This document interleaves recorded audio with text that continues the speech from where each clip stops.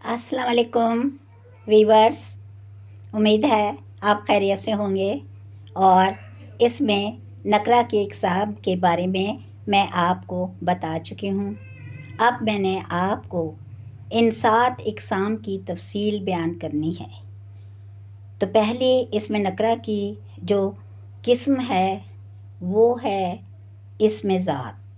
اسم ذات کے بارے میں معلومات حاصل کیجیے۔ اسم ذات وہ اسم جس کے ذریعے ایک شے کی پہچان دوسری سے الگ ہو جائے اسم ذات کہلاتا ہے۔ مثلاً دن، رات، مرد، عورت، جوان، بچہ وغیرہ اسم ذات کی اقسام۔ اسم ذات کی مندرجہ ذیل اقسام ہیں۔ اسم ذات کی 7 اقسام ہیں۔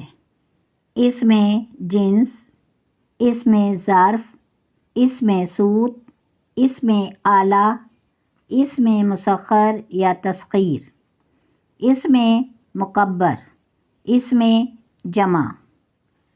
اسم جنس وہ الفاظ جو کسی چیز کی جنس کے متعلق بتائیں اور اسم جنس کہلاتے ہیں۔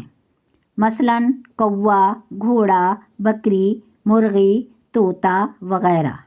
اسم ظرف وہ اسم جو جگہ یا وقت کے معنی ظاہر کرے اسم ظرف کہلاتا ہے۔ مثلاً مسجد، اسکول، باغ، صبح و شام، دن، رات وغیرہ۔ اسم ظرف کی اقسام۔ اسم ظرف کی 2 اقسام ہیں: اسم ظرف مکان، اسم ظرف زمان۔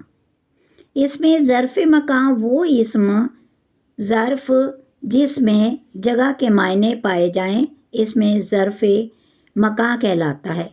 مثلاً لاہور، اسکول، مسجد، کمرہ، ہسپتال، سڑک، ڈاک خانہ وغیرہ۔ اسم ظرف زمان وہ اسم جس میں وقت یا زمانے کے معنی پائے جائیں اسم ظرف زمان کہلاتا ہے۔ مثلاً صبح، شام، کل، پرسوں، دوپہر، منٹ، گھنٹہ، مہینہ، سال وغیرہ۔